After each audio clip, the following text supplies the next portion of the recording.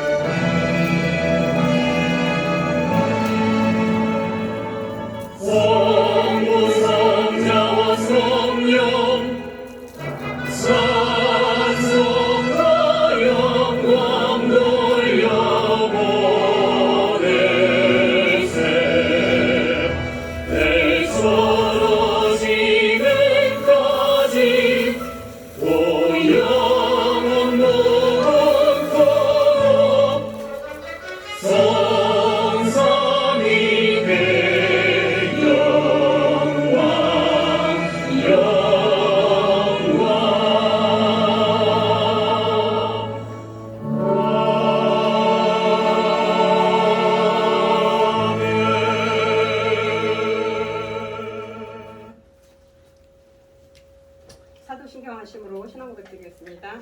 전능하사 천지를 만드신 하나님 아버지를 내가 믿사오며 그 외아들 우리 주 예수 그리스도를 믿사오니 이는 성령으로 잉태하사 동정녀 마리아에게 나시고 본디오 빌라도에게 고난을 받으사 십자가에 못 박혀 죽으시고 장사한 지 사흘 만에 죽은 자 가운데서 다시 살아나시며 하늘에 오사 전능하신 하나님 우편에 앉아 계시다가 저리로서 사는 자와 죽은 자를 심판하러 오시리라.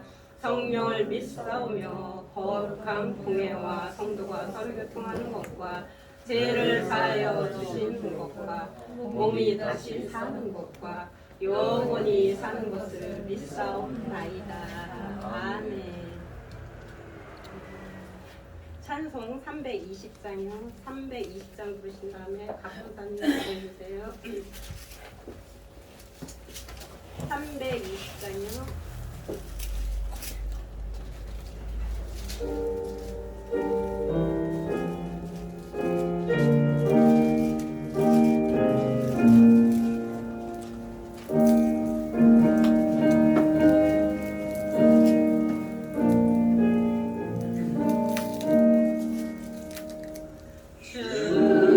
주께서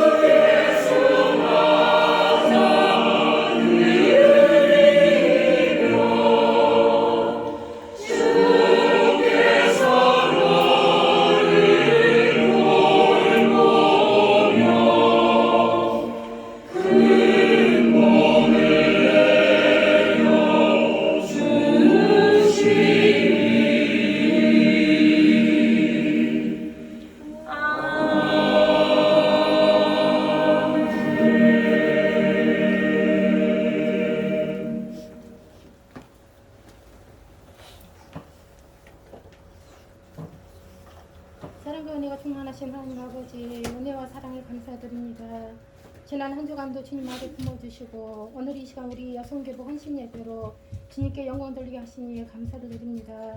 우리는 주님의 크신 은혜 가운데 살면서도 늘 감사하지 못하고 원망과 불평이 많았음을 고백합니다. 주님 용서하여 주시옵소서. 우리 여성교부 회원들이 말씀과 성령으로 거듭나게 하시고 맡은 바 직분을 잘 감당하여 우리의 성교를 부흥시키는 납장서하는 회원들 다 되도록 능력과 믿음을 허락하여 주시옵소서. 한 해를 시작하며 세운 계획들이 있습니다. 인도에 나간 우리 여성교부 회장님에게 지와 명체를 허락하여 주시어서 회장님을 비롯하여 여러 회원들이 주 안에서 한마음 한뜻 되게 하시고 아름다운 열매를 맺음으로 그리스도의 해결을 날리는 우리 여성교부가 되도록 하나님 인도하여 주시옵소서. 이 시간 말씀을 받기를 원합니다. 말씀 전하신 우리 목사님 단위에 세워주심을 감사드립니다. 신원을 강건케 도와주시옵시고 주님의 능력의 오른팔로 붙드셔서 말씀 증거하실 때 조금 더 피곤치 않게 하시고 성령님께서 인도하여 주시옵소서. 강단에서 흘러나오는 말씀이 땅에 떨어지지 아니하고 우리들의 마음밭에 새겨질 수 있도록 그리하여 많은 열매로 나타날 수 있도록 이 시간 우리들의 마음을 열어 주시옵소서. 받는 말씀이 힘이 되어 세상을 향한 복음의 일꾼이 되게 하시고 전도의 열매를 많이 맺는 우리 여성교부 회원들 다 되게 인도하여 주시옵소서. 첫 시간입니다. 마치는 시간까지 주님 홀로 영광 받아 주시옵소서. 감사드리오며 나를 구원하신 예수 그리스도 이름으로 기도드리옵나이다. 아멘. 성경 공부 드리겠습니다. 로마서 12장 1절로 2절이요. 로마서 12장 1절로 2절.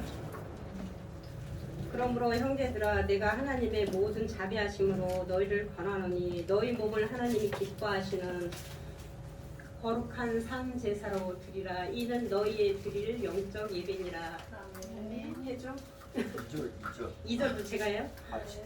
해줘 같이.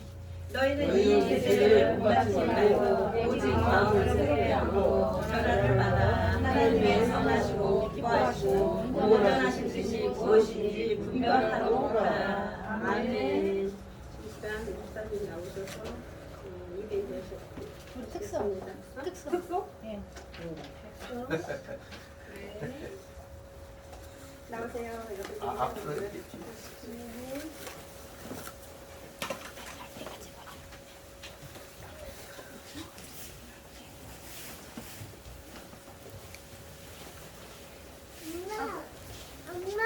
밀어. 안 돼. 350장.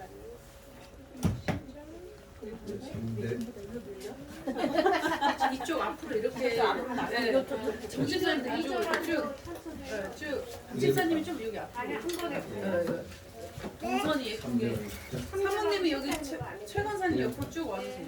사모님이 쉬지 말고 다 돼요.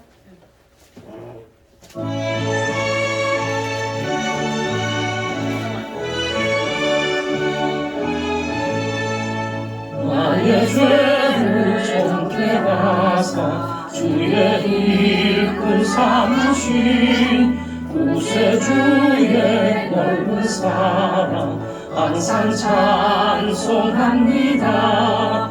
나를 일꾼 삼으신 주 크신 능력 주시고 언제든지 주 뜻대로 사용하여 주소서. 내게 부어 주시려고 은혜 예비하신 주 주의 은혜 채워주사 능력 있게 하소서.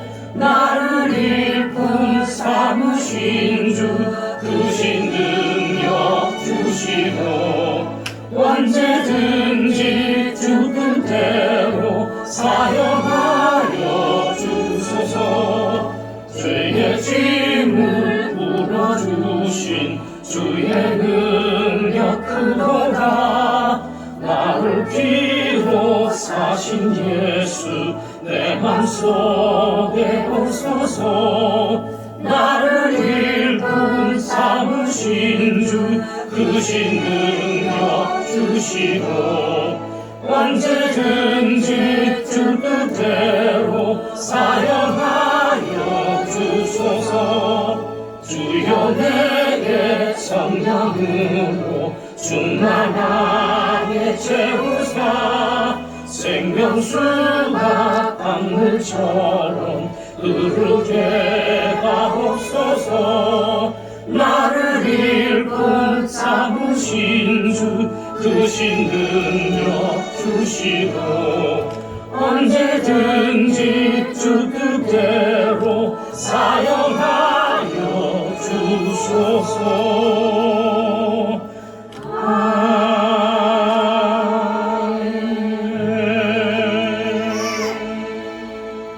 아멘.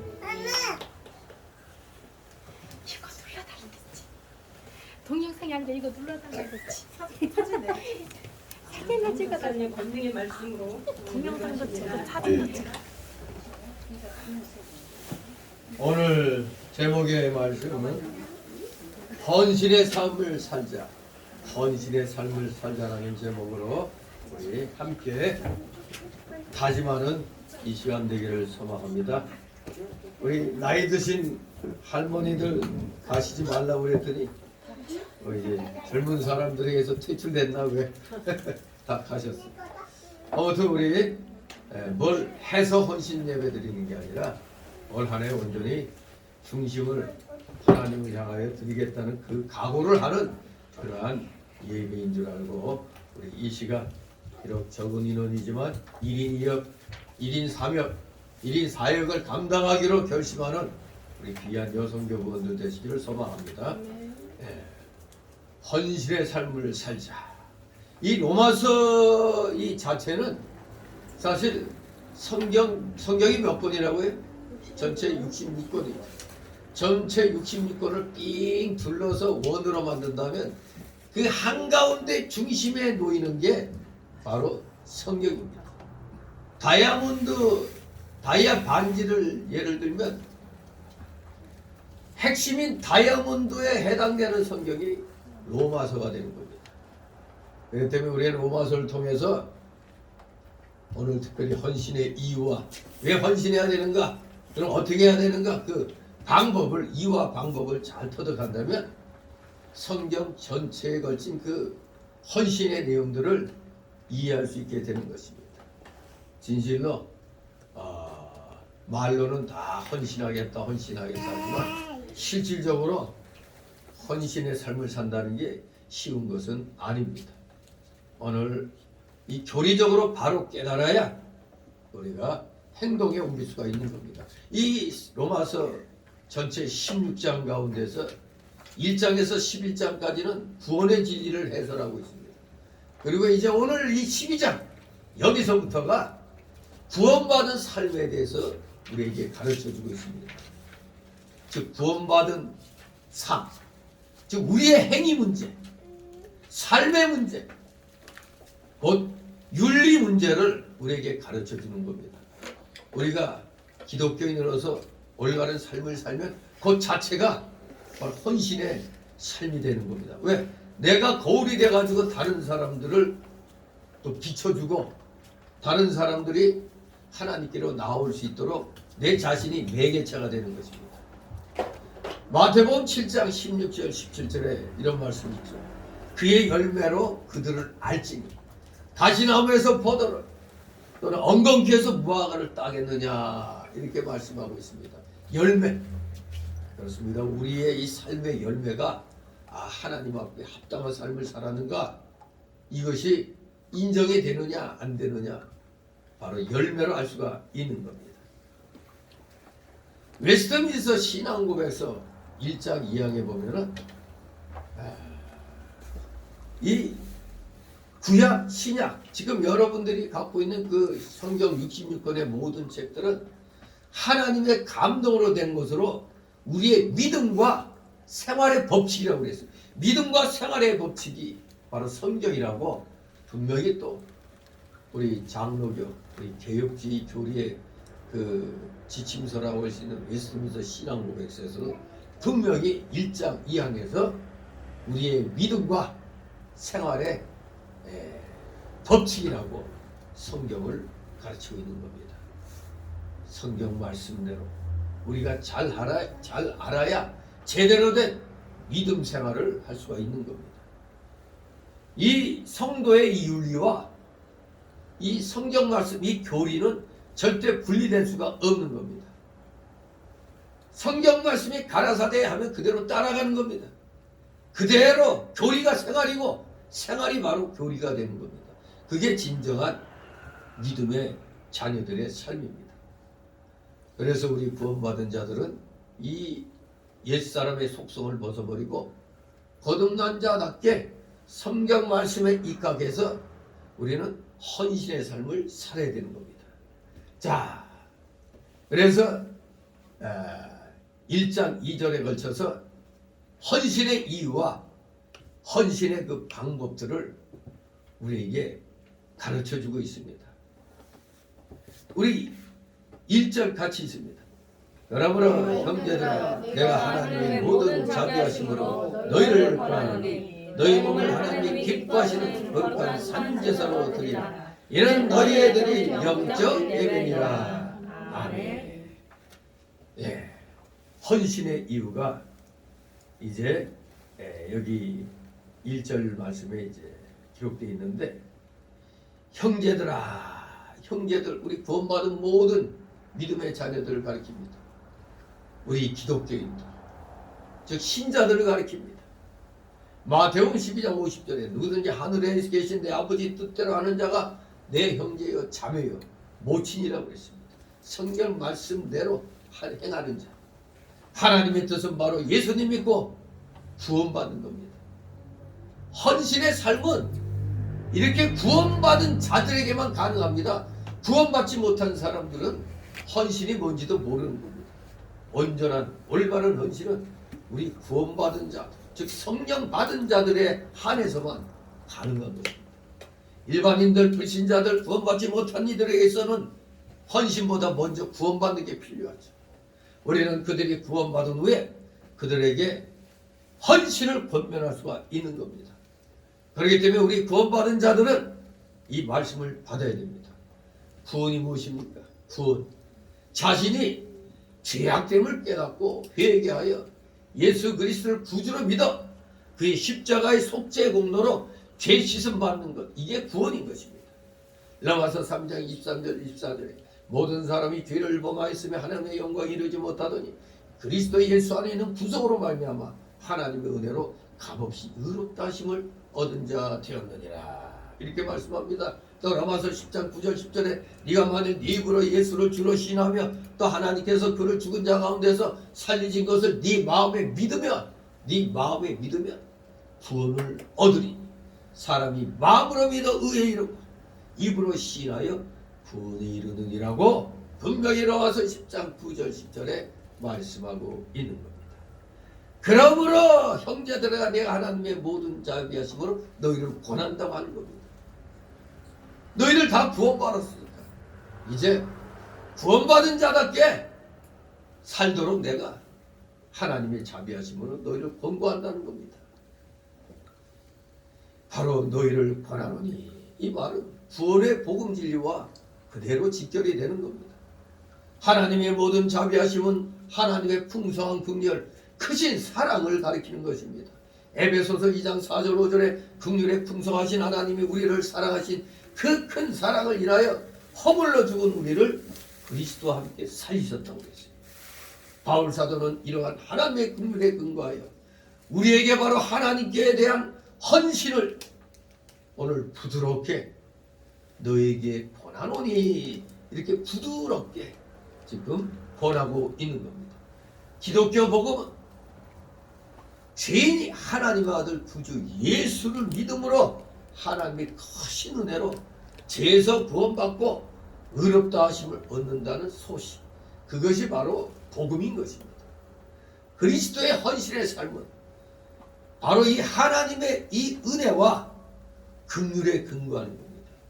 바로 우리가 하나님의 은혜와 긍휼로 구원을 얻었기 때문에 하나님께 우리 몸을 드려야 한다는 겁니다. 이게 바로 우리 기독교인들의 헌신의 이유입니다.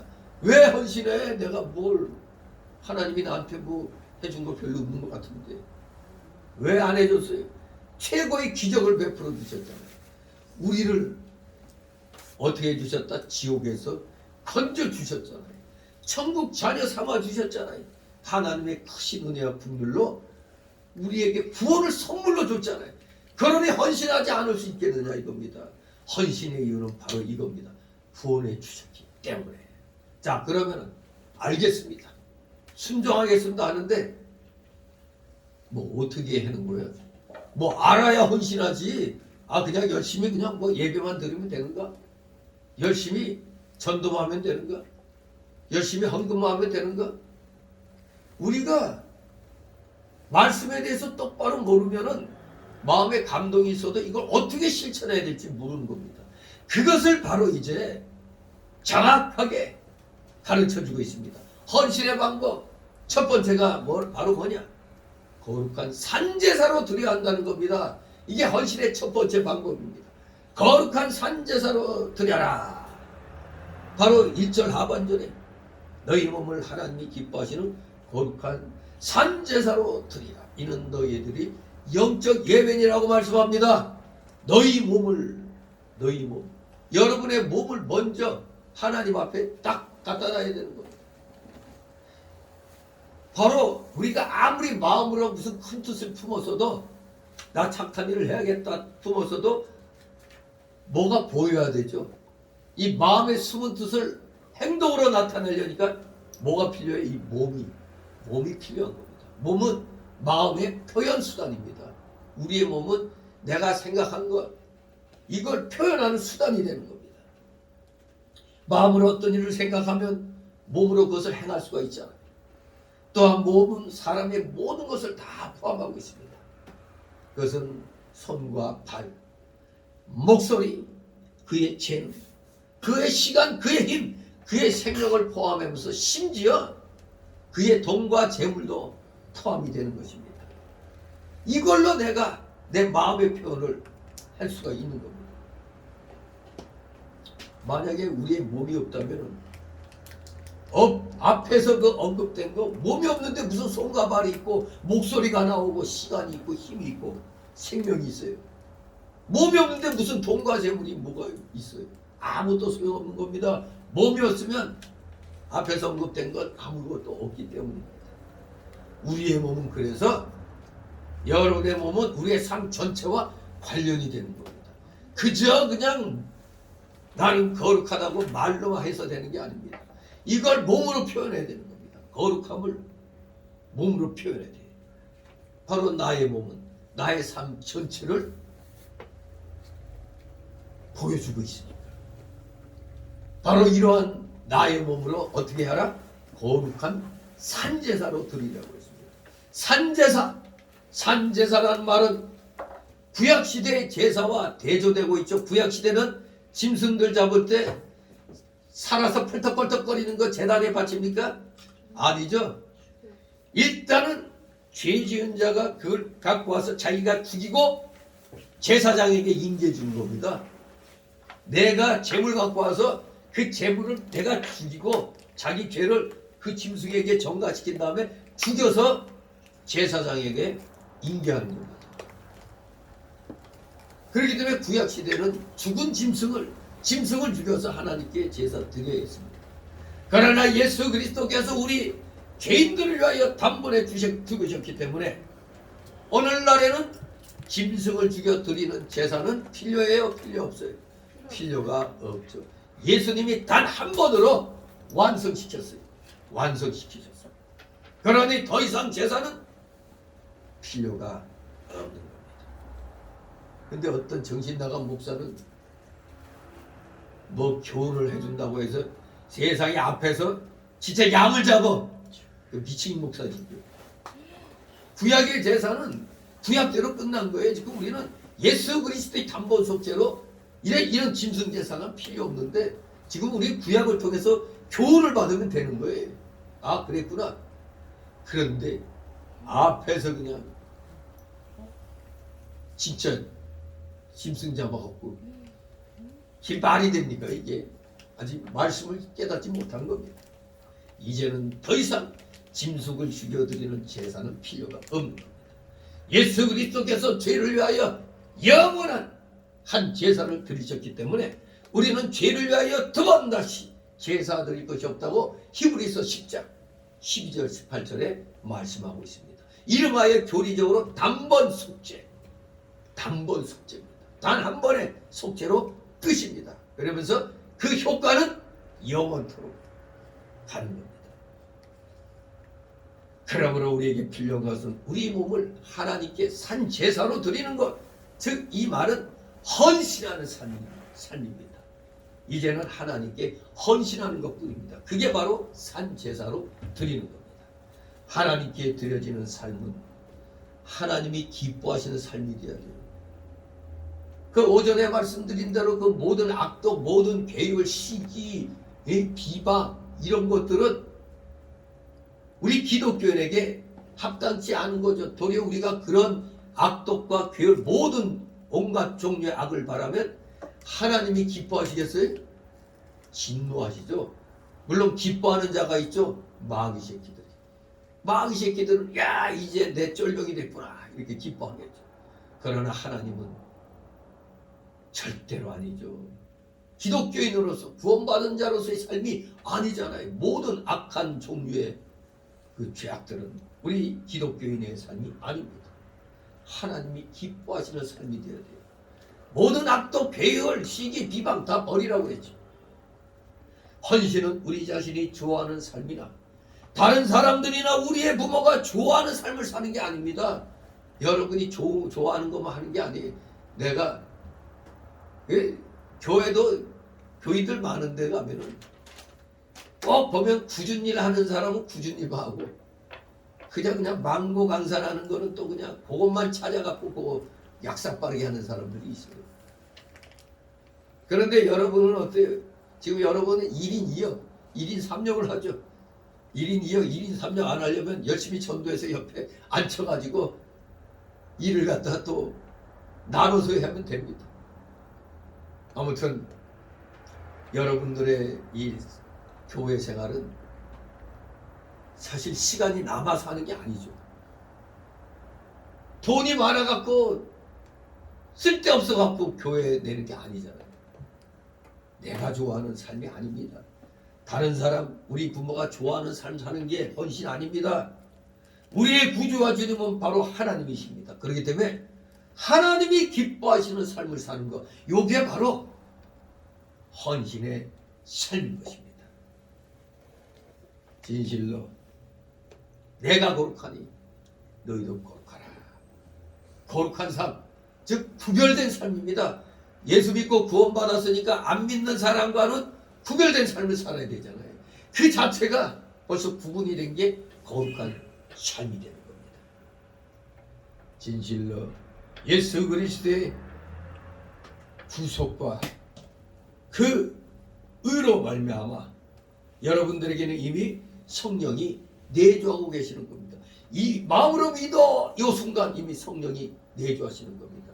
이것이 입으로 시인되니까 그래서 우리가 물세례 받고 만인 앞에서 예수 믿습니다 이렇게 이제 공인으로 하는 게 물세례 아닙니까? 아 진짜 이제 믿음 생활합니다 하고 공적으로 선언하는 겁니다. 진실로 이제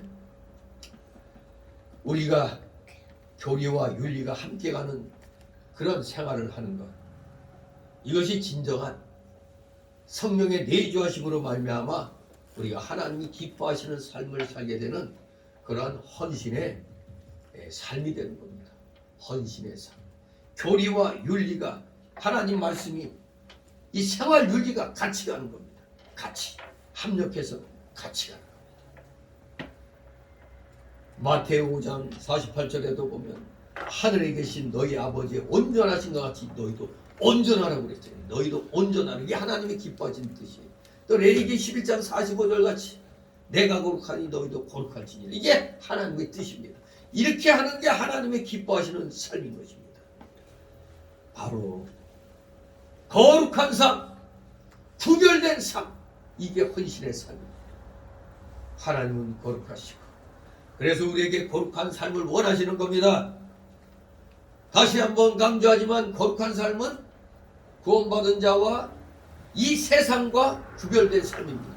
구원받은 자는 당연히 세상과 구별되잖아요. 벌써 다르잖아요. 술 먹고 흥청망청하던 삶에서 도덕 윤리적으로 깨끗한 삶을 살려고 돌아서잖아요. 그게 거룩한 삶입니다. 구별된 삶입니다. 세상과 분명히 구별됐습니다. 여러분들은 이미 세상적인 세속적인 삶에서 한 발을 뺀 겁니다. 그것은 세상의 유행을 따르는 삶이 아닙니다. 거룩한 삶, 구별된 삶은 일반 사람들이 사는 방식으로 사는 게 아니라 이겁니다.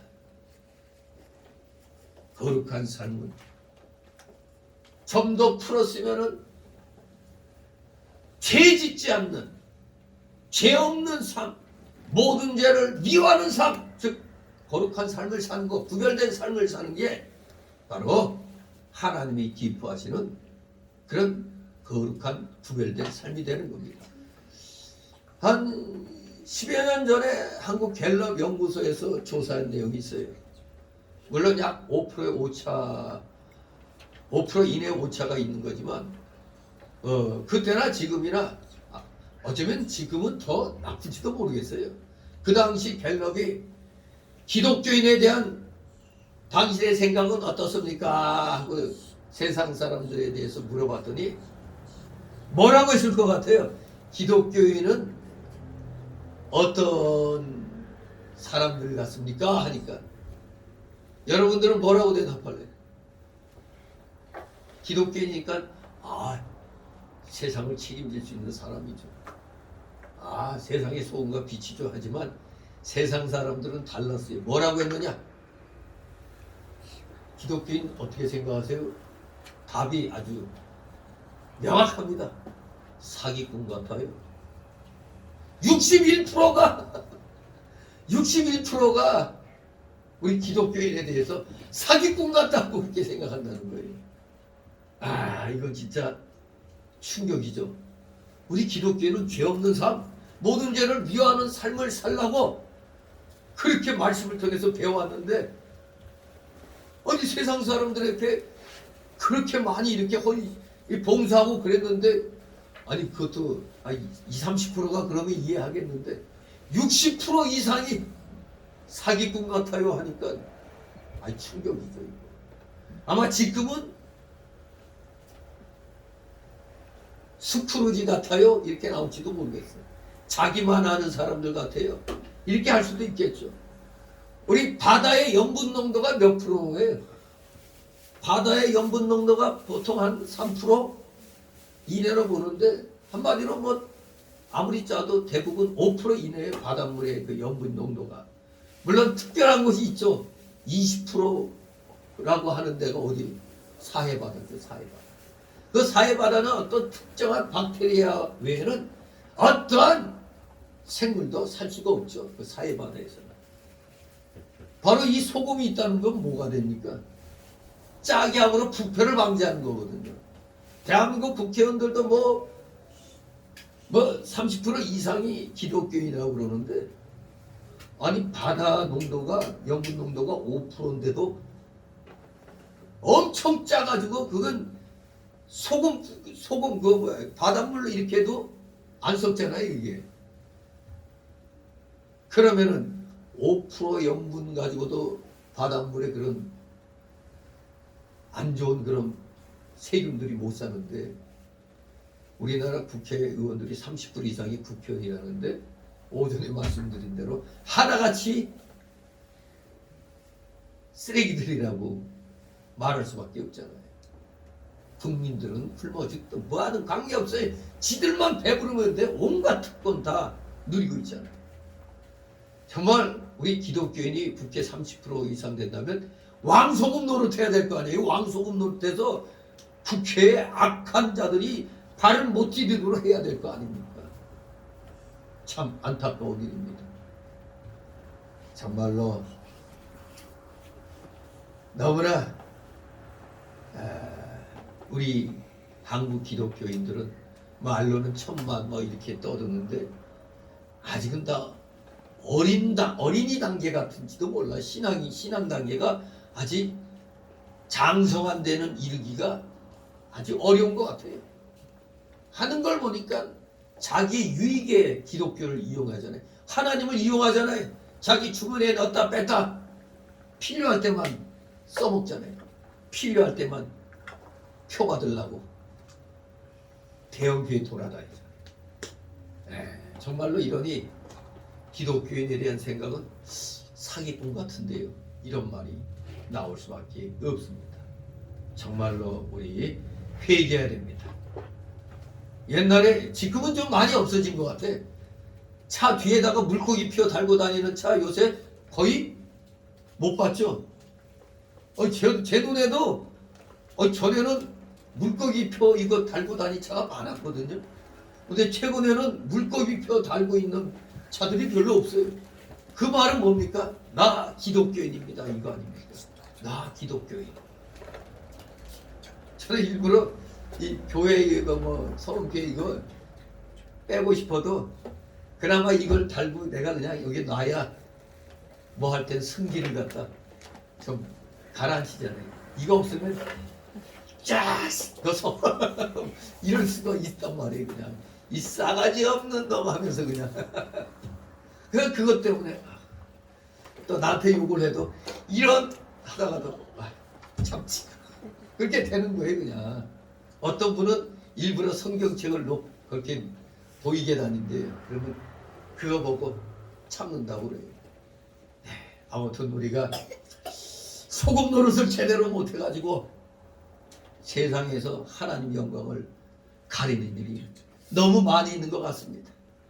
우리는 어떻게든지 세상과 구별된 거룩한 삶, 이거 죄 없는 삶, 죄를 미워하는 삶을 살아야 되는데 심히 안타까운 일입니다. 본문은 그래서 이러한 삶을, 거룩한 삶을 뭐라고 했느냐? 영적인 예배라고 불렀어요. 영적인 예배. 우리 생활 속의 모든 거룩한 삶 자체가 영적인 예배라는 겁니다. 로기케 라트레이야. 로기케 라트레이야. 영적인 예배.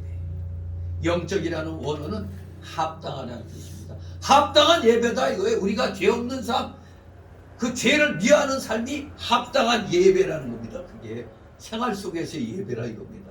그게 합당한, 구약시대에는 성도들이 혹은 성전에서의 의식들을 통해서 하나님을 섬겼습니다.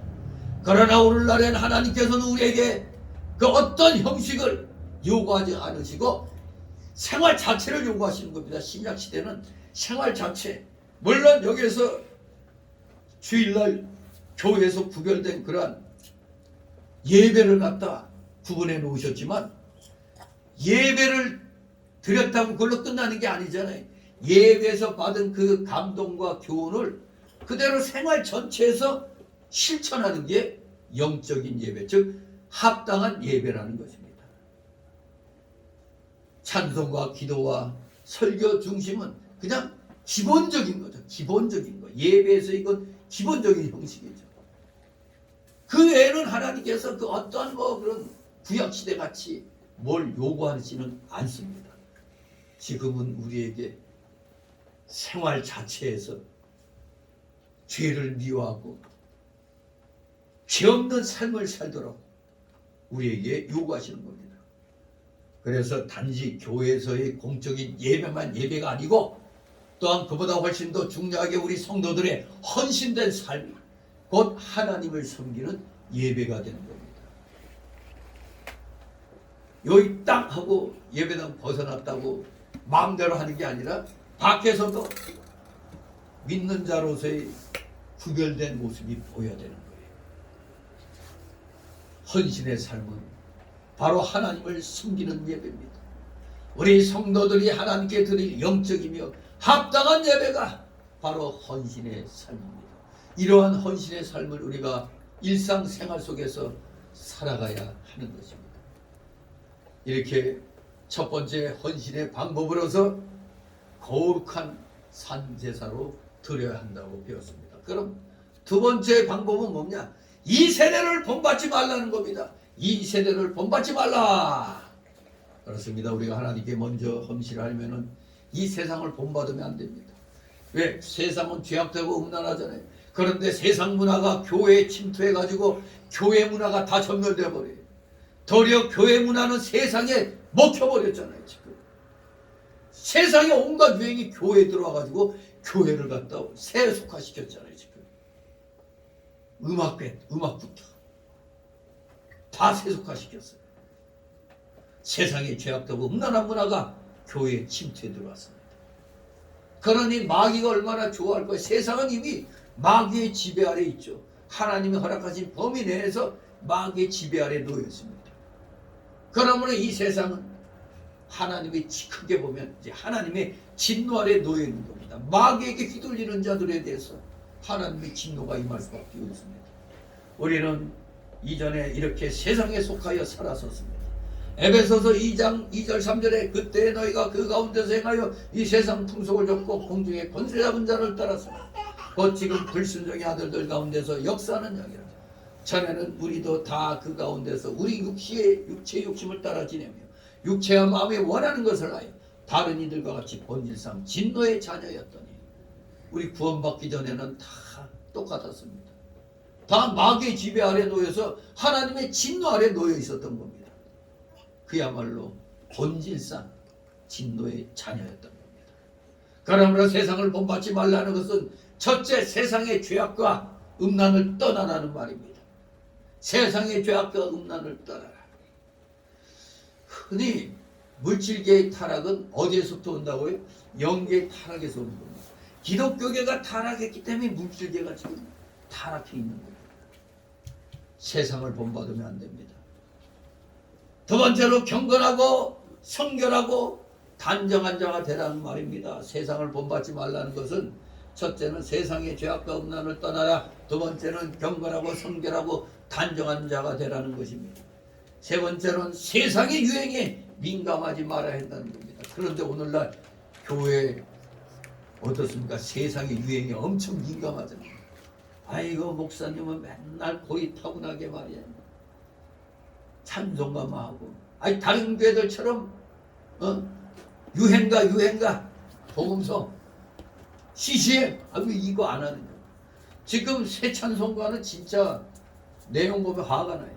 새 찬송가 보면 어느 목사가 이제 예배 시간에 찬송하는데 이상하게 왜 옛날 복음성이야?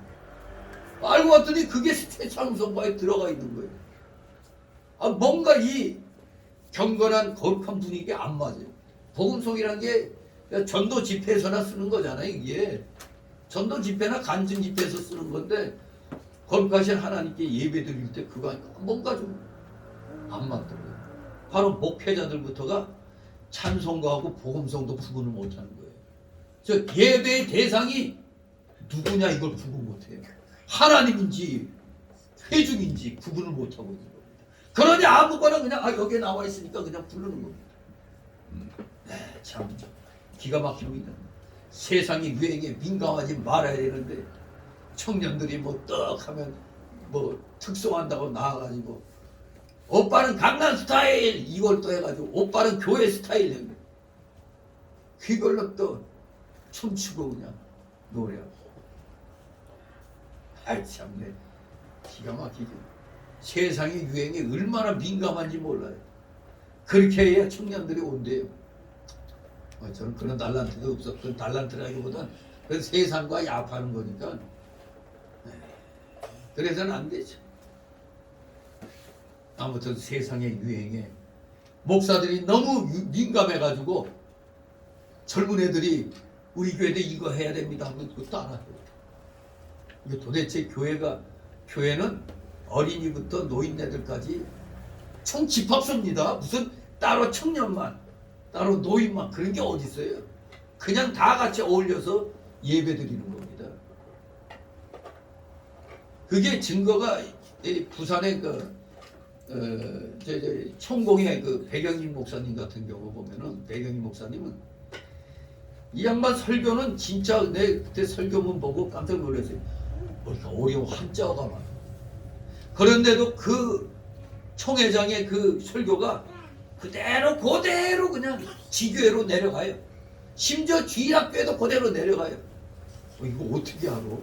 근데 어려서부터 그렇게 듣다 보니까 또 그냥 그대로 다 따라 그대로 하는 거예요. 왜? 자꾸 듣다 보니까 알게 되는 거예요. 뭐 애들은 애들에게 맞게, 어른은 어른에 맞게, 그거 아닙니다. 그냥 성경 말씀에 있으면 그냥 하면 되는 거예요. 이걸 뭐 맞추어 가지고 한다는 거 세상 유행에 민감하면 안 됩니다. 그냥 선포하면 되는 겁니다. 성도들은 세상의 사상, 세상의 사조, 세상의 철학, 세상의 가치관을 따르면 안 되는 겁니다. 세상의 가치관에 따라 가지고 종전선언이니 평화협정이 떠들고 퍼레이드 하겠다거든요. 지 혼자 남았어, 저 소시 혼자. 어떻게 하는지 모르죠. 정말로 우리는 세상에 민감할 필요가 없습니다. 알긴 알아야 되지만 세상에서 유행하는 걸 그대로 교회에 바로 그냥 덮어놓고 모방하는 거 안 되는 겁니다. 도리어 세상을 가르쳐야 되는 겁니다. 죄로부터의 구원은 바로 이 악한 세상으로부터의 구원인 겁니다. 이 악한 세상으로부터 구별돼 나왔는데 뭔 세상을 따라가? 이게 말이 안 되잖아요. 그 잘못된 걸 알기 때문에 나왔는데 도로 그걸 따라가요, 교회가?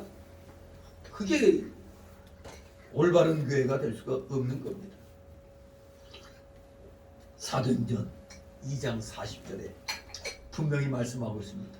너희가 이 패역한 세대에서 구원을 받으라. 패역한 세계에서. 바로 세상으로부터 건져진 자들, 세상에서 나온 이게 바로 에클레시아, 교회 아닙니까? 세상에서 나온 무리들의 모임, 이게 교회인데 어떻게 도로 세상이 이렇게 가는데 세상을 왜 따라잡아야지 세상에 뒤처지냐니. 우리는 세상에서 나온 겁니다. 그 죄악된 세상에서 나온 건데 도로 거기에 따라간다는 게 목회자들이 젊은 사람들이 이걸 가르치면 되잖아요. 왜 세상에서 유행하는 걸 교회에서 그냥 하려고 해요. 반바지 입고 말이에요. 예배 시간에 반바지 입고, 에? 귀걸이 달고 막 이렇게 남자들 그냥. 또 누가 또 팩스를 또 보내네. 팩스공이에요, 팩스공이. 이 팩스 때문에 이 아까운 토너하고 용심 진짜 많이 베리는데. 아무튼 여러분들은 세상에서 나온 사람입니다. 세상의 물에서 지금 나왔어요. 거룩한 물에 지금 속해 있습니다. 이렇게 우리는 이 세대를 본받으면 안 되는 겁니다. 그게 두 번째 헌신의 방법이에요. 뭘 알아야 할 거 아니에요. 아, 이 세대를 본받지 않는 게 헌신할 수 있는 두 번째 방법이 되는 거예요. 그 세 번째 방법. 자, 2절 같이 있습니다. 너희는 이 세대를 본받지 말고 오직 마음을 새롭게 함으로 변화를 받아 하나님께 선하시고 기뻐하시고 온전하신 뜻이 무엇인지 분별하도록. 아멘. 예. 바로 세 번째 헌신의 방법이 마음을 새롭게 해서 변화받아야 한다는 겁니다. 마음을 새롭게 하여 변화받으라. 마음을 새롭게 하므로. 요 마음은 헬라어로 누스라고 그러는데 사실 이 원어의 뜻은 생각입니다. 생각을 새롭게 해서 변화받으라는 겁니다. 마음을 새롭게 한다는 건 생각을 새롭게 하는 겁니다. 생각의 새로워짐, 생각의 갱신이 바로 마음을 새롭게 하는 겁니다. 우리는 생각이 새로워집니다. 하나님 없던 생각에서, 어둡고 무지하던 생각에서 세속적이고 정력적이고 부도덕했던 생각이 새로워져야 되는 겁니다. 그래서 이제는 하나님을 아는 생각, 하나님의 뜻을 아는 생각, 경건하고 깨끗하며 도덕적인 생각으로 새로워져야 하는 것입니다. 그럼 어떻게 그것이 가능할까요? 세상 사람들은 뭐 할 때 어떻게 얘기합니까? 이거 확 뒤집어 버려야 된다.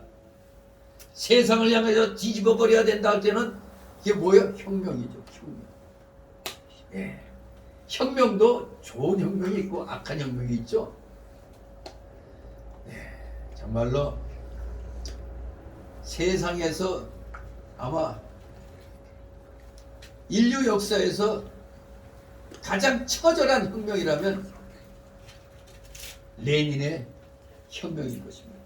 1917년 볼셰비키 혁명. 한마디로 오늘날 우리 빨갱이 공산혁명의 3대 신조가 뭔지 아십니까? 그러니까 거짓의 아비는 뭐라고요? 마귀라고 그랬죠. 바로 레닌의 혁명의 그 3대 신조가 이겁니다. 공산혁명의 3대 신조. 첫째, 철저하게 뭐랄까? 철저하게 어떻게 하라? 속여라. 철저하게 속여라. 그래 여러분들 공산주의 사상 가진 사람들하고는 교제를 나누면 돼요, 안 돼요? 교제 나누면 안 되는 겁니다. 왜? 그들의 생각은 상대방을 철저히 속이는 거예요. 철저히. 두 번째는 이게 공산주의자의 사람을 안 보는 거예요. 무자비하게 죽여라. 이게 공산혁명의 3대 신조의 두 번째예요. 처음이 뭐라고요? 철저하게 속여라. 두 번째는 뭐라고요? 무자비하게 죽여라. 그럼 셋째는 뭘까? 종족을 말살하라. 그래 우리 이런 자들하고 무슨 타협을 합니까? 우리나라가 지금 희망이 조금 생긴 게 윤 대통령이 30몇 년 만에 처음으로 방첩사령부를 방문했어요. 예전에는 보안사, 기무사 그랬는데 이거 원래 그걸 살리려고 방첩사령부, 간첩을 예방하고 방지하는 이 방첩사령부라는 이름으로 바꿨다고 하는데 윤 대통령이 지금 보니까 참모들한테 그렇게 말을 했대요. 간첩이 왜 이렇게 많아? 대통령 입에서 이 말이 나왔어요. 간첩이 왜 이렇게 많아? 그래서 방첩사령부를, 저게 현역들이란 말이에요. 거기는. 그러니 30년 만에 대통령이 거길 찾아왔단 말이에요. 아주 그냥 모두 사기가 그냥 진작될 거 아닙니까? 그래서 바라기는 대통령이, 법무장관도 할 수 있겠지만 대통령이 대국민 담화문을 발표하기를 기대하고 있죠. 대한민국이 이렇게 간첩이 많기 때문에 간첩을 모조리 쓸어버린다. 이런 대담화문이 나온다면 뭔가 좀 5년 안에, 정말 정광훈 목사가 3년 안에 자유 통일을 이루어야 된다는 이게 좀 맞아떨어져. 지금 좌파들은 속으로는 지금 초긴장하고 있대요. 왜? 대통령 입에서 왜 이렇게 간첩이 많아? 여기에 모두 지금 좌파놈들은 초긴장하고 있다는 거지. 때려잡으면 되는 거예요. 공산주의는 타협의 대상이 아닙니다. 저 더불당 멸망당입니다. 여러분 가족 중에 또 생각이 다르겠죠? 무조건 민주당 이렇게 하는 사람도 있을 거예요. 근데 지금 호남 사람들은 전체가 다 붕괴해야 돼. 왜 그런지 아세요? 4대 강보를 그렇게 반대했잖아요. 지금 그래서 영산강보까지 때려 부시라고 그랬는데 그 영산강보 주변에 사는 농민들하고 지역 사람들이 절대로 이거 못 부신다고 막았기 때문에 그나마 지금 호남 지역이 전체 지금 생활용수가 부족해가지고 감으로 그냥 죽을 맛이라고 그래요. 지금 무지하게 심각한 모양이에요. 지금. 근데 충청도 사람들이 한탄한다고 그래요. 우리가 멍청한 짓 했다고. 뭐요? 세종도 헐었잖아. 물은 흘러가야 된다고. 강은 예배하지 못하는 사람들. 뭐? 녹조 때문에 물은 흘러가야 된다고? 그 물을 가둬놨다고 녹조 생기는 게 아니에요. 제가 토목공학과 출신 아닙니까? 물이 많이 있어야 여기서 땅 파도 물이 바로바로 솟아나요. 우물이 바로바로 그냥 물이 솟아나요. 근데 수심이 낮아지면 깊숙이 파고 파야 물이 나오는 겁니다. 녹조? 그거 다 어디서 나오는지 아세요? 그 생활 폐수예요. 생활 폐수, 축산 폐수. 그게 일이 스며들어서 그 되는 거지. 물이 고여 있다고 녹조 현상이 있으니까 돌을 다 헐어라. 그 생활환경단체 이놈들 모조리 다 잡아 감옥에 쳐넣어야 돼요. 그리고 저 더블당 저것들 모조리 다 감옥에 쳐넣어야 돼요. 문재왕을 비롯해서. 호남 사람들 분노해야 되는 거예요. 저 문재인하고 저 더블당이 돌을 갖다 다 망가뜨려 놨잖아요. 그나마 영산광복 그 주역 지민들이 지켜가지고 그나마 거기에서는 그 근처는 생활용 수술에 문제가 없는데 이제 광주 지역 뭐 이런 데 다 섬진강 물 끌어다 쓰다가 이제는 안 돼가지고 지들이 그렇게 때려 부수라고 했던 영산강에서 물 얻어다 씁니다. 그 보상을 누가 해줘야 돼? 저 더불당 저것들한테 다 받아야 돼요. 호남 사람들은 걸게 해가지고 저 민주당 저것들 다 잡아쳐 넣어야 돼요. 저놈들 때문에 저렇게 된 거예요. 그나마 좀 가둬놔야 되는데 자꾸 흘러보내라고 그래서 그나마 그래도 잡아놔가지고 그 주변엔 그래도 그것 때문에 괜찮은 겁니다. 아 지금 전 그렇게 심각한 줄 몰랐어요. 이 광주 쪽 그쪽이 엄청나게 지금 물 부족 때문에 헤맨대. 이 국회의원이라는 놈들은 서울에서 이러고 있으니까 배불러 가지고 그거 모르잖아요. 정말로 이명박이가 왜 4대강 뭐 건설하고 그렇게 했는가를 이제야 뼈저리게 느끼고 있는 거예요. 이제야 충청도 사람들은 아이고 우리가 빙신같이 세종도 헐어가지고 멍청한 짓 해가지고 돌을 헐어버렸으니 이제 뭐 어떻게 저 위에 가가지고 또 조그만 댐을 또 만들었어. 이 바보 뭉치기들이. 아무튼 여러분들 한치 앞을 못 보는 것들이 정치하면 안 되는 겁니다. 정말로 이 생각을 바로 해야 돼요. 자꾸 마귀 집단의 그 공산주의자들의 그 사상에 현혹돼 가지고 올바르게 하는 걸 갖다 반대만 했더니 결국에 광주 호남 지역이 지금 엄청난 지금 곤욕을 치르고 있는 겁니다. 정말 어둡고 무지한 공산주의 사상에 따라가지고 환경단체들 다 빨갱이들이에요. 그 환경단체 거기다가 국가 세금만 그냥 걷어갖고 지들끼리 흥청망청하는 집단입니다. 그놈들 지금 다 어디가 숨었나? 그렇게 4대 강보 반대하고 물 보인 거 다 쏟아내게 만든 놈이 그놈들이에요. 그나마 좀 간직하고 대모해가지고 그냥 그나마 살렸기 때문에 그나마 덕을 보는 거지. 아주 지금 비참한 상황이 놓여 있는 겁니다. 진실로 우리는 어둡고 무지한 그런 생각에서 하나님 말씀으로 우리 자신을 만들어가서 깨어 있어야 되는 거예요. 아 이건 마귀 새끼가 주는 생각이다. 이거 깨어나야 되는 겁니다. 하나님을 아는 생각, 하나님 뜻을 아는 생각으로 바뀌면 세상에 환하게 보이는 겁니다. 즉 부정적인 데서 긍정적으로 보이는 거예요. 긍정적으로. 그래서 말씀의 능력이 이렇게 큰 겁니다. 말씀을 많이 알면 알수록 긍정적인 사고방식으로 바뀌는 겁니다. 긍정적으로 바뀌어요. 우리 사람이 거듭날 때 바로 이렇게 깨끗하며 경건하고 도덕적인 생각으로 새로워지는 겁니다. 어떻게 가능하다고? 거듭날 때. 거듭남은 그래서 1차적으로 생각의 새로워짐입니다. 생각이 바뀌는 겁니다. 아 이거 마귀 생각이구나. 이걸 깨닫게 되는 겁니다. 거듭날 때 생각의 변화가 일어나는 겁니다. 그러니까 회개하게 되는 거죠. 성령께서 죽었던 우리 영혼에 새 생명을 주실 때 우리에게는 마음의 새로워짐, 그 생각의 새로워짐이 일어나는 것입니다. 변화를 받는다. 현재 명령형입니다. 변화를 받아라. 계속해서 현재 변화받는 겁니다. 우리 끊임없이 계속 변화받아 나가야 돼. 이 현재 명령형으로 되어 있는 것은 이 놀라운 변화가 한 번에 끝나는 게 아니고 계속적으로 점진적으로 반복적으로 일어나는 변화라는 걸 보여주는 겁니다. 아, 변화를 받아라. 오늘 또 받으면서 또 내일 가서 또 새롭게 자꾸 하나님의 기뻐하시는 뜻을 찾아 나가는 겁니다. 그렇게 될 때 우리는 어떤 교인이 되느냐? 기억나실 겁니다. 교인에게는 세 종류 교인이 있다고 그랬죠.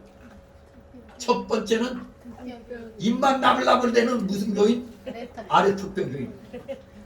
그리고 감격이며 감동이고 변화가 하나 없는 마름 떠다기 교인.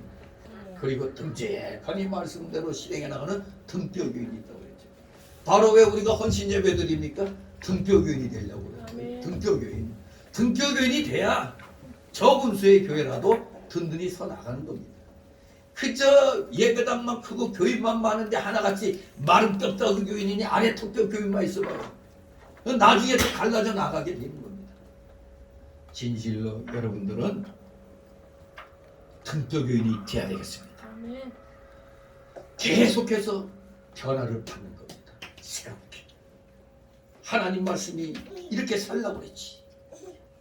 세상의 생각과 다르고 옛사람의 생각과 다른 이 생각의 새로워짐은 날마다 계속되는 변화입니다. 우리가 그래서 성경 말씀을 볼 때 1년 전에 2년 전에 이게 다르잖아요.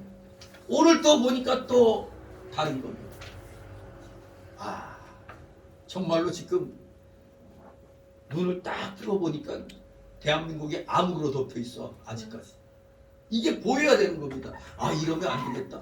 우리 기독교인이 모범이 돼야 되겠다는 게 다시 깨달아지는 겁니다. 그러니 이런 변화는 좋은 변화죠.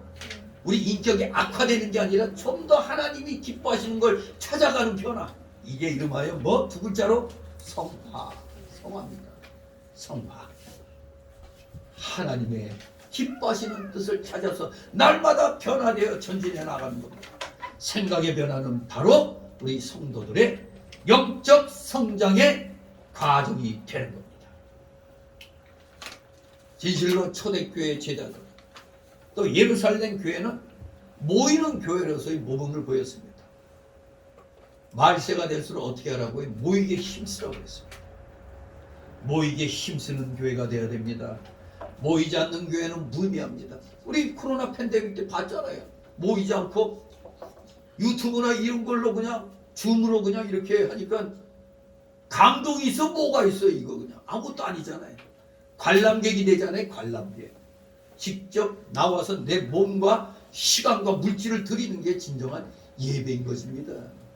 아니 언제는 목사들이 이 교회 나와서 예배 드려야 된다고 그렇게 하더니 코로나 지나고 나서는 할 말이 없죠. 왜? 아니 목사님 그때 이 유튜브로도 예배 드린 게 좋다고 했는데 지금 나가기 싫고 그냥 유튜브로만 드리겠다고. 옛날 같으면 무슨 소리야 그러는데 코로나를 겪고 난 뒤에 할 말이 없어지잖아요. 코로나 때도 무조건 잔소리하지 말고 방역에 힘써 마스크하고라도 나와서 드려야 되는 겁니다. 그래야 힘이 있는 겁니다.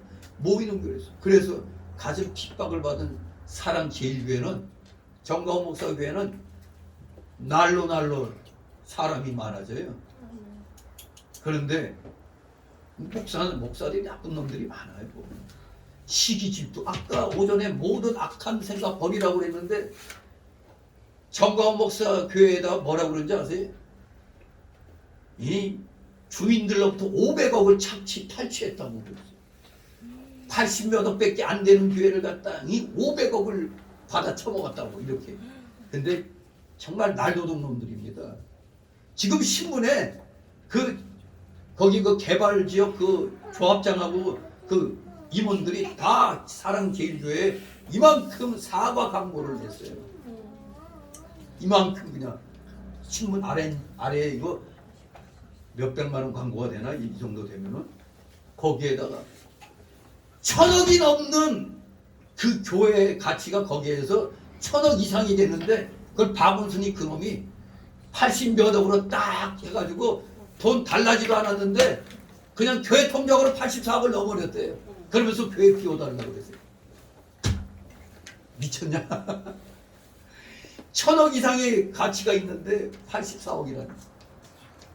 그래서 또 주민들 그것도 생각해서 그래서 양보한 게 500억이에요. 교회를 건축하고 다 하려면 1,000억가량 든다는데 그럼 500억은 어떻게? 교인들의 헌금해서 해야 된다고 그래요. 이만큼 500억을 양보한 거예요. 근데 엉뚱하게 좌파 매체들은 500억을 주민들로부터 탈취했다는 식으로 어거지로 100억도 안 되는 교회 부지를 갖다 500억으로 사기쳐서 마치 행거같이 거기 1000억 이상 되는데 1000억 이상 이렇게 그 조합장하고 그 임원들이 거기에 노란한 걸 대문짝만하게 사과문을 했어요. 1000억 이상 되는 이걸 어떻게 해가지고 이러한 데 대해서 한국 교계와 제일교회 사과드립니다. 이렇게 쫙쫙쫙쫙.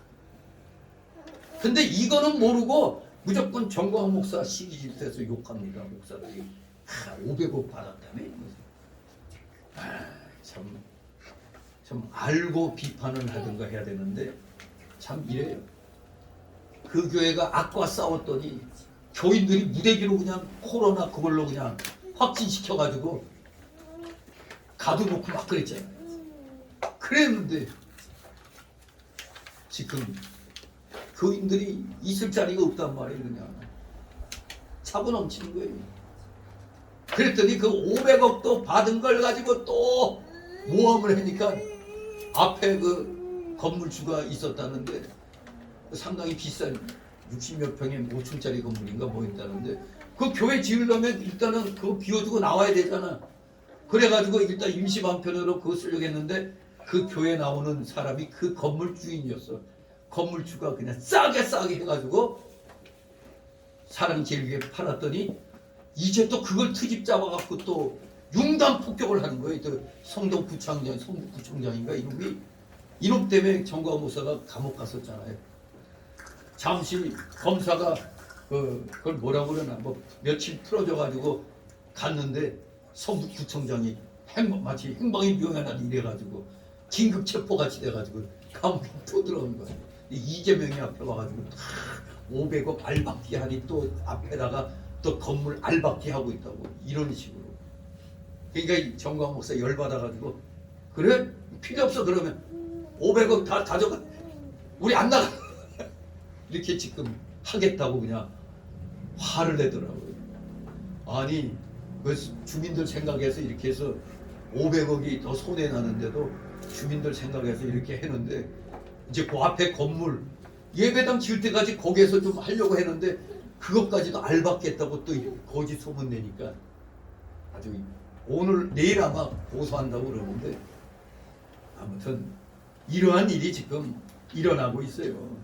정말로 이 악한 자들은 우리 교회를 공격하는데 별별 수단을 다 써가지고 대표적으로 바로 그 사랑제일교회를 대한민국의 교회 잡아먹기 위해서 그 공격하는 겁니다. 좌파들의 일목표 아니 김정은의 지시라고 그러더라고. 북한의 지령에 따라 광화문 세력 흔들려고 그랬거든. 사랑제일교회 흔들어 버려라. 이게 북한 지령이야. 그렇기 때문에 지금 총공세하고 있는 것 같아. 또 정광훈 목사 또 실형기에 들어간 것 같아요. 아무튼 기가 막히죠. 여러분 만약 우리 이 교회가 지금 여기 100억인데 2억 줄 테니 나가라고 그래봐. 그 나갈 거예요? 100억인데 2억 준다고 나갈 거예요? 에라이 마음대로 해라 그러지. 아무튼 우리 기독교인들은 좋은 생각으로 이렇게 나아가는데 마귀 새끼들은 그걸 방해하잖아요. 아무튼 진정한 교회들은 힘들수록 모이는 겁니다. 정말 힘들수록 모이게 힘썼더니 이제는 대한민국의 운명을 좌지우지할 수 있는 그런 단계에 이르렀어요. 그 사랑제일교회가 정광훈 목사가 인정 안 할래 안 할 수도 없는 겁니다. 아무튼 우리 모든 대한민국 교회들이 영적으로 성장함으로 말미암아 마귀의 그 도전은 더 드세게 오는 겁니다. 영적으로 성장할수록 마귀는 더욱더 거세게 누르려고 하는 겁니다. 그럼에도 불구하고 우리는 어떻게 해야 된다? 계속해서 날마다 변화를 받아 성장해야 됩니다. 이게 바로 이 세대를 본받지 말고 마음을 새롭게 해서 변화를 받아야 우리가 진정한 거룩한 삶, 헌신의 삶을 살 수 있게 되는 겁니다. 그럼 네 번째 성화의 방법은 하나님 뜻을 분별해야 되는 겁니다. 바로 이 세상을 본받지 말고 생각의 새로워짐을 받은 결과는 바로 하나님 뜻 분별하는 겁니다. 새로워지니까 아 이게 하나님 뜻이구나 알잖아요. 헌신은 하나님께 우리 몸을 드리는 것이기 때문에 하나님의 뜻을 분별하는 게 중요합니다. 우리 몸을 하나님이 기뻐하시는 산제사로 드리기 위해서는 먼저 하나님이 무엇을 원하시는가 이걸 알아야 되는 거 아닙니까? 무엇을 원하시는가? 헌신은 우리 마음대로 내 뜻대로 하는 게 아닙니다. 하나님이 원하신 뜻대로 사는 것이기 때문에 하나님이 뭘 원하시는지를 알아야 되는 거예요. 바울 사도는 하나님의 뜻을 그래서 뭐라고 표현했느냐? 하나님의 선하시고 기뻐하시고 온전하신 뜻이라고 표현합니다. 바로 하나님의 뜻 첫 번째 분별은 하나님의 선하신 뜻을 알아야 된다는 거예요. 하나님의 선하신 뜻, 하나님 뜻은 악한 뜻이 아니죠. 그것의 내용이 악하지 않고 선하며 그것의 결과도 악하지 않고 선한 것입니다. 하나님께서는 심지어 악하게 보이는 일 또한 선한 열매를 맺게 하시는 겁니다. 그게 바로 요셉의 생애가 그랬습니다. 아주 비참했잖아요. 처음에는 창세기 50장 20절에 당신들은 나를 헤아려 하였으나 하나님은 그것을 선으로 바꾸사 오늘날과 같이 만민의 생명을 구원하게 하시려 하셨다 그랬어요. 형들이 죽이려고 하다가 아슬아슬하게 살아나서 노예로 팔려갔다가 또 하나님의 은혜로 집사 노릇을 잘하다가 그것도 그 집에 주인의 아내가 또 유혹을 하는 걸 물리치다가 감옥에 갔잖아요. 감옥에 갔는데도 또 선하게 했더니 간수장까지 인정하고 모든 걸 요셉에게 맡기잖아요. 거기서 이제 두 왕의 밑에 있던 사람들의 꿈을 해석해 줘가지고 그 꿈대로 이루어짐으로 마침내 애굽의 왕에게 이제 풀려가죠. 그래서 애굽에 일어났던 그 흉년, 탕년의 그 꿈을 해석해서 예비하도록 해가지고 결국에는 야곱의 자녀들, 요셉의 형제들 다 구원하도록 만들었잖아요. 처음에는 악한 그런 결과로 가는 것 같았지만 결국에는 선을 맺는 이러한 일도 있었던 겁니다. 이렇게 우리는 하나님께서 선한 결과를 맺게 하신다는 것을 분명히 알고 하나님의 그 선하신 뜻 그것을 우리가 분명하게 알아야 되겠습니다. 선하신 그 하나님 뜻 분별의 두 번째 내용은 하나님의 기뻐하신 뜻을 아는 겁니다. 하나님 뜻 분별할 때 두 번째 내용은 하나님의 기뻐하시는 뜻을 알아야 된다 이겁니다. 하나님은 온 세상 온 우주의 왕이시기 때문에 하나님은 자신의 기뻐하는 뜻대로 행하시는 거죠. 시편 115장 3절에 오직 우리 하나님은 하늘에 계셔서 원하시는 모든 것을 행하셨나이다. 원하시는 모든 것을 행했다 했습니다. 에베소서 1장 11절에도 모든 일을 그 마음의 원대로 역사하시는 자의 뜻을 따라 우리가 예정을 입어 그 안에서 기업이 되었으니 때때로 하나님의 뜻은 우리의 뜻과 다르죠. 나는 지금 급해갖고 이렇게 되기를 원하는데 하나님은 만만디요. 나는 급해 죽겠는데 우리 뜻과 다릅니다. 그렇기 때문에 우리가 이해할 수도 측량할 수도 없습니다. 그래서 이사야 55장 8절 9절에 여호와의 말씀에 내 생각은 너희 생각과 다르며 내 길은 너희 길과 달라서 하늘이 땅보다 높은 같이 내 길은 너희 길보다 높으며 내 생각은 너희 생각보다 높으니라고 말씀하는 겁니다. 내가 생각했던 대로 안 된다고 원망불평하면 안 돼요. 아, 하나님의 뜻은 딴 데 있나 보다. 그렇게 생각해야 돼요. 아비 야곱의 특별한 사랑을 받았지만 형들의 시기로 애굽의 종으로 팔려가 13년의 종생활을 했던 요셉은 자기를 향하신 하나님의 뜻을 자기가 어떻게 측량할 수 있었겠어요? 그냥 물 흐르는 대로 순종하면서도 아무리 어려워도 하나님을 원망하고 불평하지 않고 항상 그 어려움에 처해서도 하나님의 뜻을 찾았잖아요. 선하신 뜻대로 요셉이 행동했던 겁니다. 또 사무엘 선지자에게 왕으로 기름 부음을 받았지만 사울 왕이 죽이려 함으로 10여 년간이나 피난 생활을 했던 다윗. 그래서 우리는 고생 끝에 영광이 있다는 걸 알아야 돼요. 생각한데 현재의 고난은 장차 받을 영광과 좋게 비교할 수 없다고 로마서 8장 18절에 말씀했잖아요. 오늘날 우리 기독교인들은 누가 어떤 자리에 오르게 되면 그 사람이 어떤 과정을 통해서 거기에 이르려는가 생각 안 하고 그냥 하나님이 복 줘가지고 한 방에 그냥 덕커니 한 것처럼 그렇게 생각을 많이 해요. 그래서 자꾸 이적을 찾고 기적을 찾는 겁니다. 어떤 자리에 위치에 오르게 될 때까지는 엄청난 그 고난이 연단의 과정이 있는 걸 알아야 돼. 다윗 왕도 그랬잖아요. 자기 장인에게 죽임을 당하니 그런 끝까지 자기 목숨을 노리는 장인 때문에 얼마나 고생했어요. 막판에는 아들놈까지 배신해가지고 쿠데타 일으켜가지고 다윗이 또 그냥 말년에 피난길도 가고 이런 일도 있었잖아요. 정말 그 결과는 하나님만이 아시죠. 도중에 그런 연단이 있는 걸 누가 알겠습니까? 하나님이 그렇게 예정해 놓으셨는데 그 예정의 길을 우리가 어떻게 알 수가 있어요? 하지만 결국에 모든 일들이 하나부터 열까지 악한 일이든 선한 일이든 하나님의 예정 가운데서 다 이루어진 겁니다.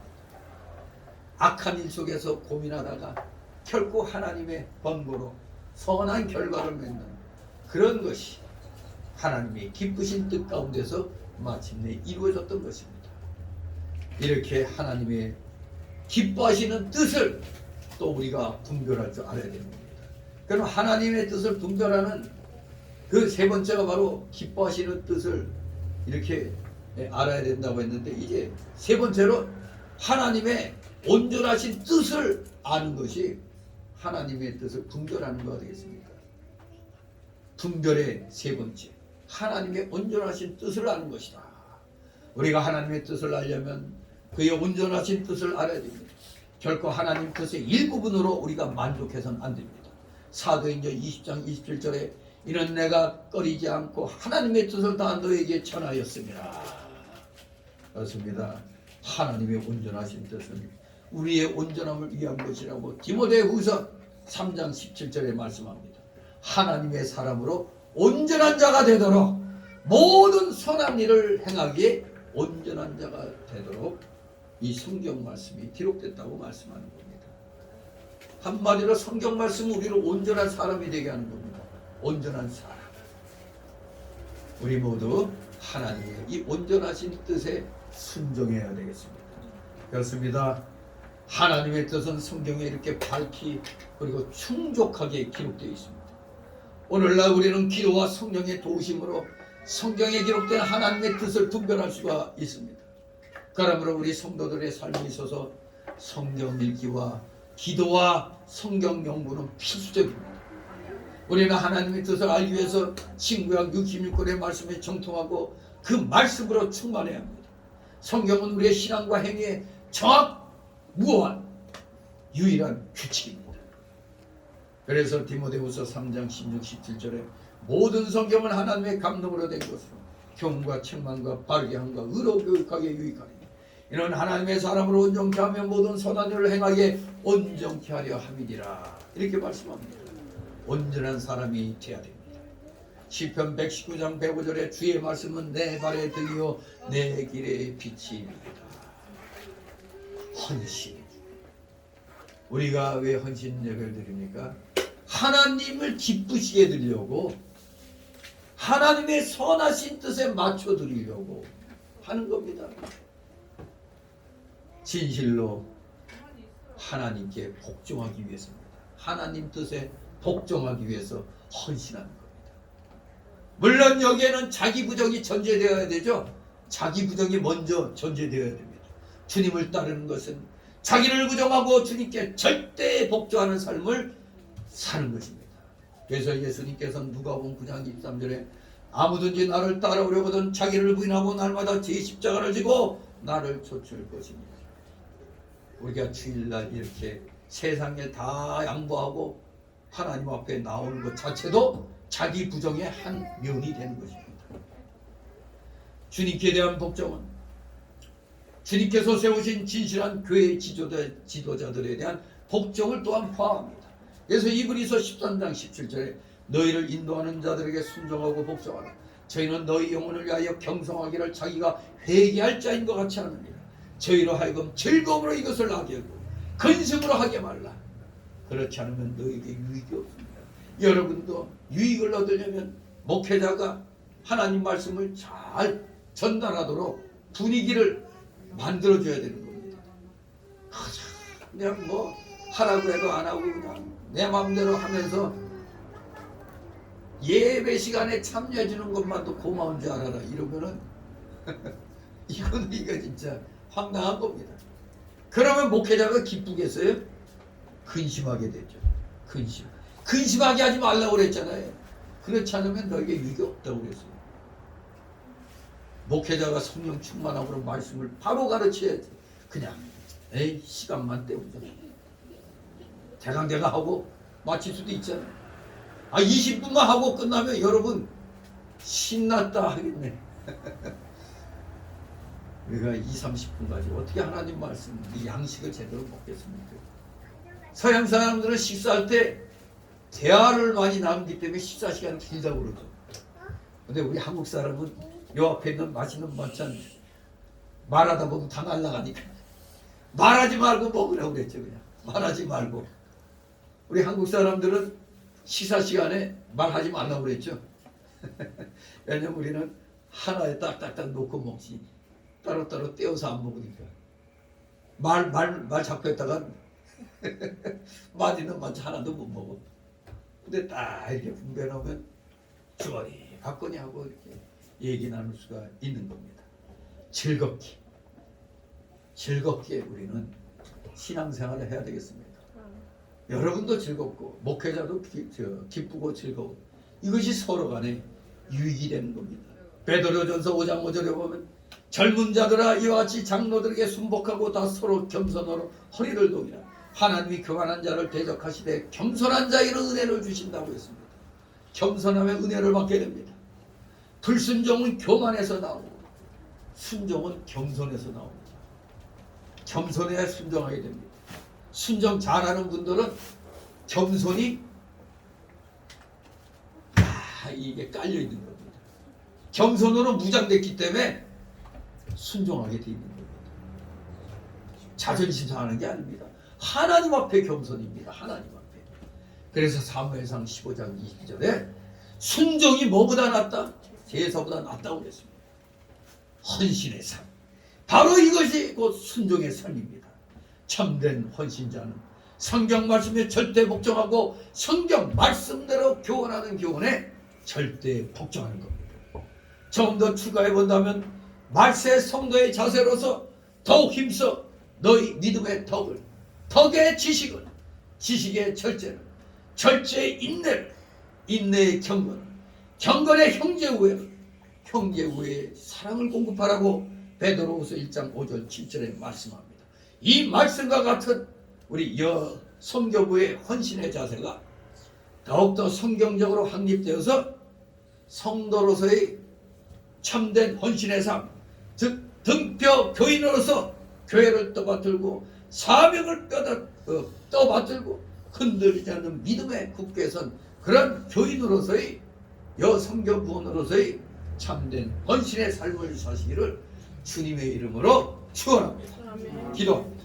거룩하신 하나님 아버지, 은혜를 감사드립니다. 사랑하시는 자녀들 한 사람 한 사람 기억하여 주시옵소서. 특별히 여성교부원들 기억하여 주옵소서. 지금 어려운 중에도 1인 1인 사역을 감당하면서 충성하고 있사오니 이들의 가정과 그 하는 생업 위에 복의 복을 더하여 주시옵소서. 물질로 인하여 고통당하는 우리 성도들이 없게 하여 주시옵소서. 진실로 주님을 섬기는데 최선을 다함으로 서로 위로하고 격려하고 권면하는 아름다운 믿음의 우리 여성교부원들 다 되게 하여 주시옵소서. 감사드리며 예수 그리스도 이름으로 기도드리옵나이다.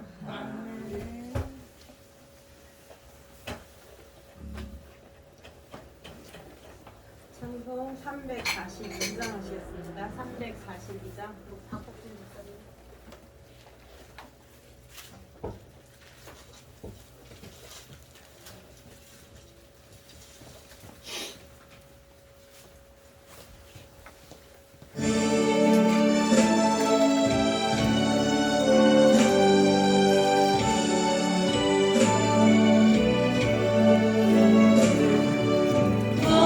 어려운 일 당할 때 나의 믿음 서두라 의지하는 내 주를 더욱 의지합니다. 세월 지나갈수록 의지할 것뿐일세 무슨 일을 당해도 예수 의지합니다. 성령께서 내 마음을 밝히 비춰주시니 인도하심 따라서 주만 의지합니다. 세월 지나갈수록 의지할 것뿐일세 무슨 일을 당해도 예수 의지합니다. 밟을 때의 노래와 얻을 때의 기도와 위태할 때 도움을 주께 간구합니다. 세월 지나갈수록 의지할 것뿐일세 무슨 일을 당해도 예수 의지합니다. 생명 있을 동안에 예수 의지합니다. 성부 올라가도록 의지할 것뿐일세 세월 지나갈수록 의지할 것뿐일세 무슨 일을 당해도 예수 의지합니다.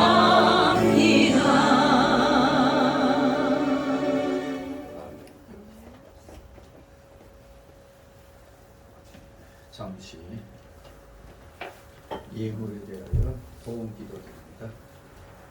거룩하신 하나님 아버지, 오늘 특별히 여성교부 헌신 예배를 맞이해서 올 한해 힘들고 아무리 어렵지만 최선을 다하여 몸된 교회를 위하여 충성할 것을 다짐하고 하나님의 뜻을 헤아려 선하시고 기쁘신 뜻을 온전하신 뜻을 잘 분별해서 진실로 발전하는 흥황하는 우리 성교가 될 수 있도록 우리 여성교부원들이 진실로 한마음 한뜻으로 몸된 교회를 위하여 충성할 것을 다짐하는 귀한 헌신 예배로 이렇게 드리고 우리 작은 예물이지만 중개하여서 주님 앞에 바쳤나이다. 우리 바친 손길들 한 사람 한 사람 기억하여 주옵시고 그들의 가정과 하는 생업 위에 하늘의 신령한 복과 땅에 기름진 복이 임하게 하여 주시옵소서. 물질로 어느 누구도 고통받지 않게 하여 주옵소서. 물질을 이겨내므로 진정 하나님께 충성을 다하는 진정한 믿음의 일꾼들, 물질의 일꾼들 다 되게 하여 주시옵소서. 드려진 예물 몸된 교회를 위해서 잘 사용되도록 늘 은혜로 충만케 하여 주시옵소서. 감사드리며 우리 구주 예수 그리스도 이름으로 기도드리옵나이다. 아멘.